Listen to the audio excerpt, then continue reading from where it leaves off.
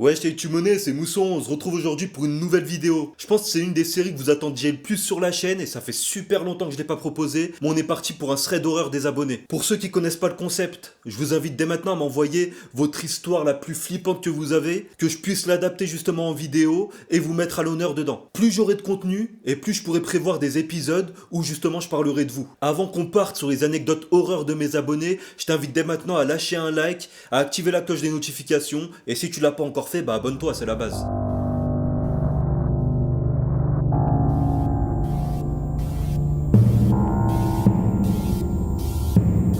J'ai reçu pas mal d'histoires sur Instagram et j'ai dû m'organiser. Aujourd'hui, on va s'attarder sur deux histoires qui paraissent complètement plausibles. Il n'y aura rien de paranormal dedans, c'est vraiment des histoires où une personne se fait harceler par une autre personne flippante, etc. Tu connais le principe. Et l'épisode qui va arriver, on va parler des histoires que je préfère, donc les histoires paranormales. Si t'es du genre à t'identifier aux personnes, comme moi j'arrive facilement à le faire, tu vas te pisser dessus, donc reste bien jusqu'à la fin de la vidéo. On est parti sur la première anecdote, et c'est J'écroute DZ qui m'en parle. Je vais quand même te donner des éléments de contexte pour que tu puisses te mettre un peu plus dans l'ambiance.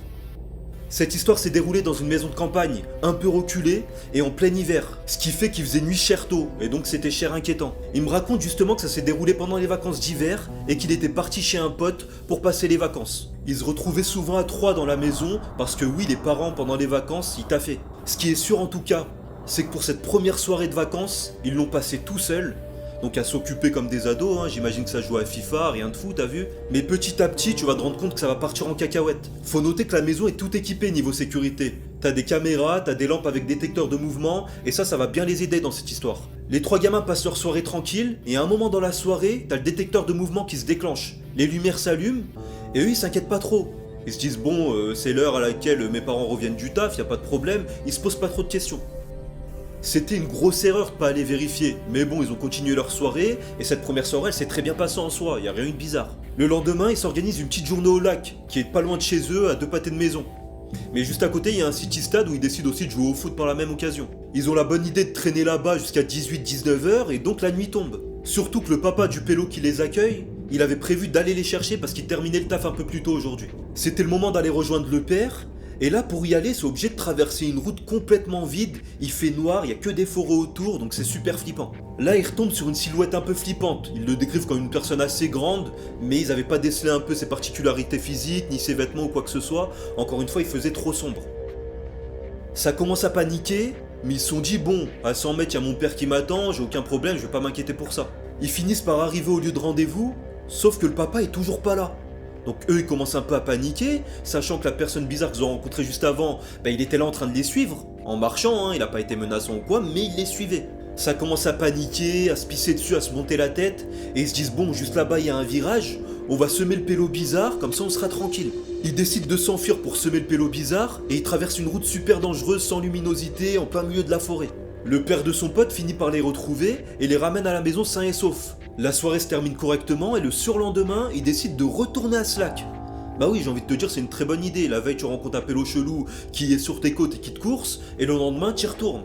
Bien sûr, durant la journée, ça loupe pas, ils retombent sur cette personne, et là, il faisait un peu jour. Donc ils ont pu discerner à quoi il ressemblait. Vraisemblablement, c'était une personne qui était grande et qui avait l'air d'être SDF vu les habits qu'il portait. C'est pas un jugement, c'est comme ça qu'on me l'a décrit. Pour le coup, il n'y a pas de grosses menaces, ils font leur vie, la personne continue à les fixer de manière assistante, mais il va pas vers eux, il leur parle pas ou quoi que ce soit. Au bout d'une demi-heure de foot, ils se rendent bien compte que le pélo il est chelou. Et même s'il est pas menaçant, quelqu'un qui te fixe comme ça que tu connais pas du tout, ça fait flipper un peu, ça met une pression.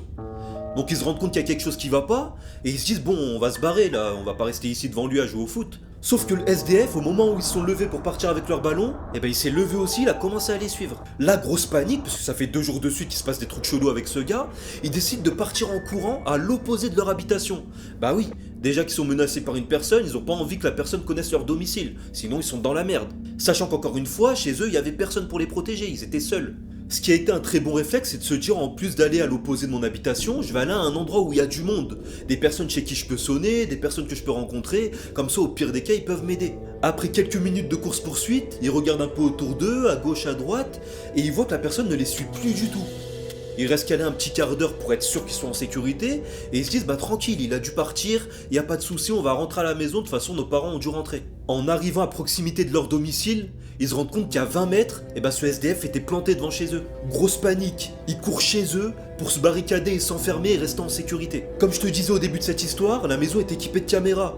Donc son pote il commence à les activer et regarder ce qui se passe. Et là il voit le SDF s'approcher, regarder sur la caméra, et d'un coup il commence à matraquer la porte et à sonner à fond pour essayer de rentrer. En plus de ça, il m'a dit qu'il était en train de gueuler des trucs super creepy et super flippants. Je connaissais pas ses intentions, mais en tout cas je me serais pissé dessus personnellement. Ce qui était encore plus bizarre, c'est qu'à un moment il s'est calmé. Il avait pas matraqué pendant 3 heures la porte.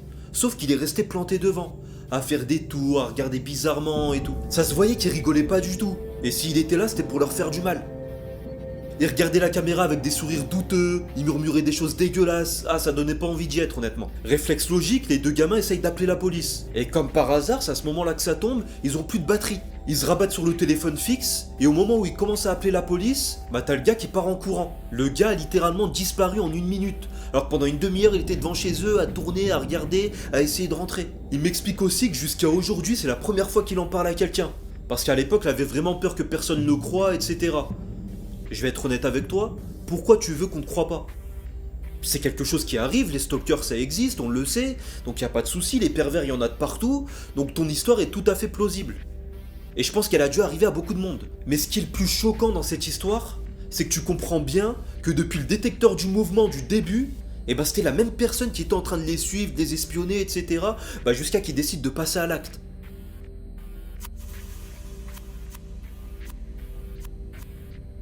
On passe à la seconde histoire, et c'est Hanzo Hasashi qui nous la présente. Tu verras, au niveau du déroulé, c'est un peu des choses similaires qui vont se passer, on va encore parler d'un stalker. Par contre, dans la méthode de se débarrasser de ce merdier, je pense qu'il a été le plus ingénieux. Hanzo m'explique qu'à l'époque de cette mésaventure, il avait à peine 11 ans. Et il avait l'habitude de traîner avec ses frères, ses sœurs et des potes à ses frères, donc ils étaient à peu près une bande de 7 personnes. Déjà, je vais pas te mentir, perso, quand je suis en bande, je suis rassuré, pour moi il peut rien m'arriver. 7 personnes, faut le faire pour aller harceler 7 personnes.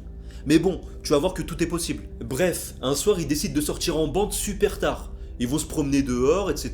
Pour l'instant, tout se passe bien, la soirée se déroule correctement, il fait bon vivre. Au cours de la soirée, ils se rendent compte que tapis dans l'ombre, il y a encore une silhouette toute sombre qui apparaît, avec une personne qui a l'air ivre, complètement bourrée, avec une bière à la main. Ils se posent pas trop de questions, parce que c'est des choses que tu vois souvent dans les parcs, les personnes qui se mettent ivres solo, ça arrive. Donc à ce stade de la vidéo, personne s'inquiète. Tout le monde continue leur soirée, ils pensent même pas à se barrer, parce que la personne a pas du tout l'air menaçante, mais surtout l'air en détresse. À un moment, ils décident de bouger, donc ils partent à l'opposé du parc.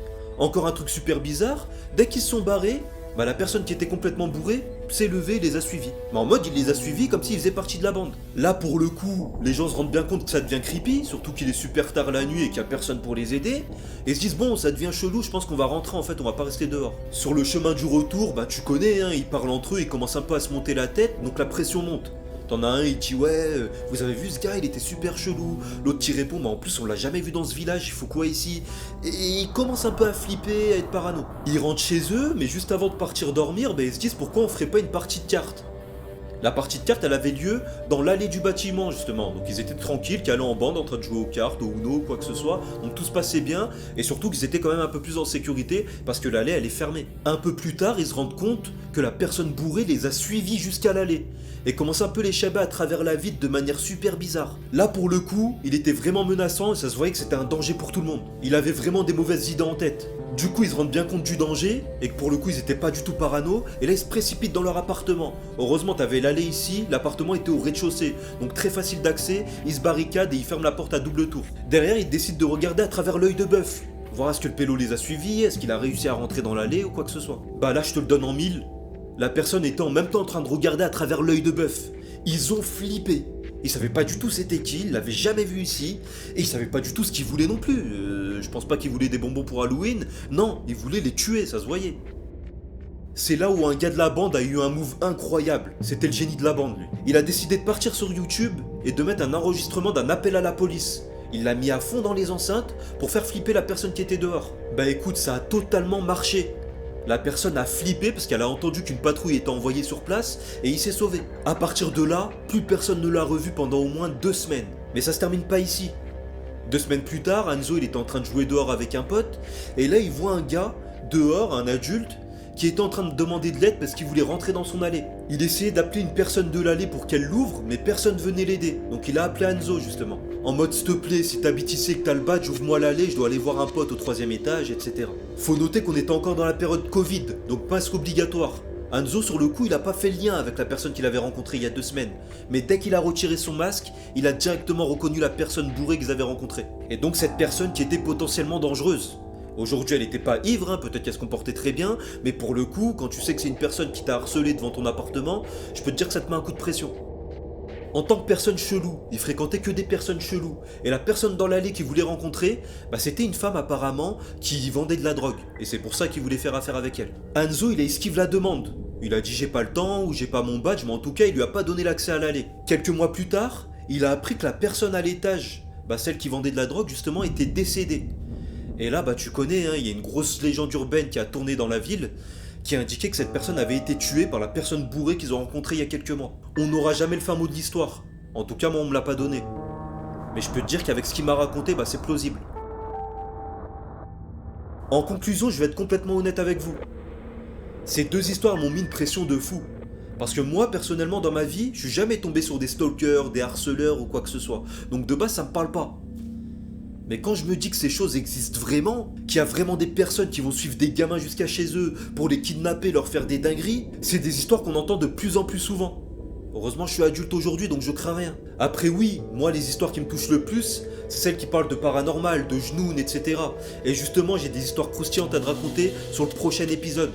Donc n'hésite pas à activer la cloche des notifications pour en être informé. On arrive à la fin de cette vidéo, c'était Mousson, j'espère qu'elle t'a plu. Si c'est le cas, comme d'habitude, tu likes, tu commentes, tu partages à tes potes. Et surtout tu me rejoins sur tous les réseaux sociaux. Mousson TV, Mousson TV, Mousson TV. Allez, ciao!